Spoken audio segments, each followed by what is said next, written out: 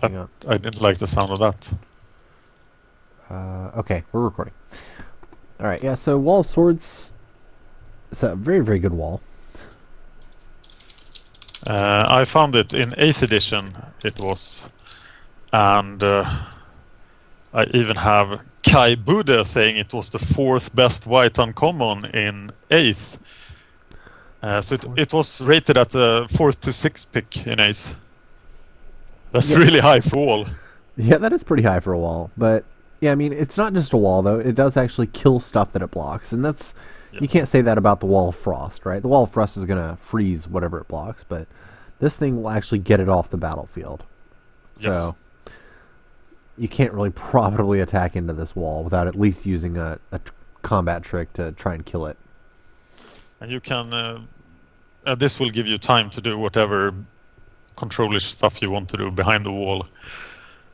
Yeah, and that's the other thing too is it's a splashable card, 1 white mana only. So Yes, 4th to 6th pick sounds pretty good to me. I think so too. What do you think of generic 2/5s for 5 mana? I don't particularly like these guys. It's another kind of a wall type creature. It seems like Wizards really wants board stalls in this format. It looks that way, doesn't it? It's really. It might be a slower format than M13 was. Yep. As far as 2-power guys go, I don't want to pay 5 mana for a 2-power guy. And I'm probably not even playing this in my 23, so I'm picking this guy pretty low. It seems like emergency 23rd card. Yeah, and once again, if I'm playing this card as a 23 card, I'm probably just going to play an 18th land. All right. So, but maybe your deck really needs this card, and maybe it's a sideboard card, and even then, it's not good enough as a sideboard card for 5 mana. So we are in 11th to 13th pick territory then. Yep. Pillarfield Ox is a reprint. Another reprint. So this is the guy who they compared the Gatekeepers to in Dragon's Maze Cycle. Yes. This guy's okay. I almost never. I can't remember one single occasion where he made the cut in, but I heard a lot of people liking him in M13. He's sort of a wall, and he's a relatively cheap wall. For 4 mana for 2/4 is fine. I played some Gatekeepers in RTR Block, and sometimes I just had to play the Gatekeepers as a 2/4 without their ability. But the Gatekeepers at least had an effect if you had a couple of gates on board. This guy doesn't have an effect. He's just a generic 2/4 for 4. So I don't like this guy either, and I'm probably going to agree with you that he's probably not making the cut. But and that would put him as an 8th to 10th pick. Yeah. We already talked about Celestial Flare, actually. Yeah, I think I was already spoiled before, so... Yeah, Siege Mastodon. That's like the term for 3/5 for 5 is that it's a Siege Mastodon. I heard that before. So this guy's a reprint then, I take it? Yes. Alright. And I think the point was that this was better than expected. Well, very clearly the difference between blue and white then. They have the same mana cost, Armored Cantrix and Siege Mastodon, but Siege Mastodon just has 1 point of power more. Yeah, and this is another reason why we can't play the 2/5 guy. Yeah. So... but this is not too bad, is it? No. This guy is actually pretty good, I think. 5 toughness is going to be almost impossible to kill. And 3 power is going to be... You can pretty profitably attack into almost anything that's not, a Pillarfield Ox. Or, So, I like this guy a lot. I think he's a much better wall. And he's comparable to, like, the Wall of Swords. He's a Wall of Swords that can attack for 1 more mana. Except that he doesn't. He doesn't fly, but... Is he... he must be a lot worse than a 4/4 for 5. Yes. So where do you pick him? Well... Is it like, are you playing Siege Mastodon every time? I don't think I'm playing him every time. So that would probably put him at like 6th to 8th, maybe. Yeah. sometimes you just want the big body. And if you're playing like a white weenie type deck, maybe you just need this extra big guy to push through some of the bigger blockers. So, yeah, I mean, 6 to 8 sounds good to me.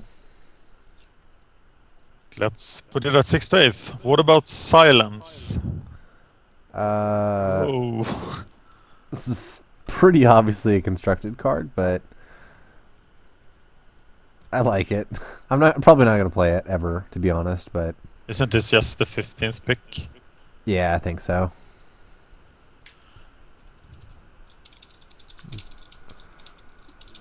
Because it just doesn't do enough.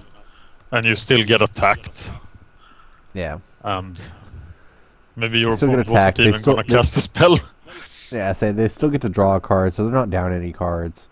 They still get to attack, so they're not down on it. They're not really down a turn. So yeah, not There really was playable. some 50, weird I think. loop with it, but I can't think of any. Pay no heed. This is a combat trick. That's the way I view it. This is a 23rd card. In the Gate Crash, there was a similar card called Shielded Passage, Yes. which is prevent all. I think it's pretty much the exact same thing actually. It's except Shielded Passage was combat damage. So, but I did play Shielded Passage a fair amount, and sometimes it just got people with it, and it's a pretty nifty combat trick. But I really don't like this kind of combat trick that they don't boost anything. You have to have a combat where creatures trade, where both die, right, for this to work.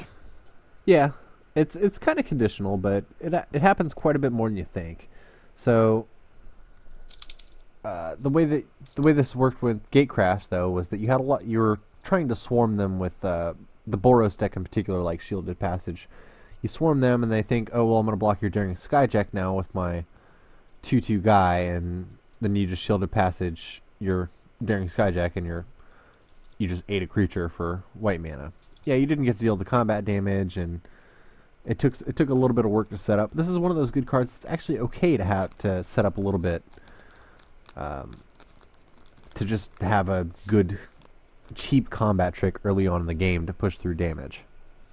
Then maybe I learned something today, because my gut reaction was almost to never play this. But I'll give it a try then. Like I said, it was often a 23rd card. Like, more often than not. I didn't ever want 2 Shielded Passages in my deck, but I didn't feel bad about playing a 23rd card as a Shielded Passage. 8 to 10th then. Yep. Indestructibility. So this is one of the key changes with M14 is the rules change says that indestructible is now a keyword. So this is like a celebration of the fact that indestructibility is a keyword. Yeah, Enchant permanent even. Yes. So enchanted permanent has indestructible. So if you have a really big creature and you indestructible it, you can just attack relentlessly into it. Yes. With it. Or you make it to where your opponent can't possibly ever kill that creature that you can block eternally with. I kind of look at this card as like a pseudo removal spell. But how is it a pseudo removal spell? Because you can endlessly block their biggest creature with your dorky 1/1. Yeah. So, not that we're playing 1/1s, of course. No, but maybe you had some ability, like being able to sacrifice stuff. Yeah. So or he was Capashen Knight. It's not as good as a removal spell, but sometimes you can get a really good upside on this card. Like, putting this thing on your Seas Mastodon and just attacking to no end with it. Yeah. Or putting I'm thinking about the protection from creatures spell. That was quite good, wasn't it? Yeah, but the protection creature spell, the Holy Mantle, is what you're talking about there, and that card actually made it to where they couldn't block your creature ever. Exactly, so but now they can still block your creature, but yeah, they can't really do it profitably. So it's playable, but it isn't great, right? Yeah, it's still 4 mana. That's a lot. Yeah, 4 mana is quite a bit. So it's playable. I think this is like a 23rd card.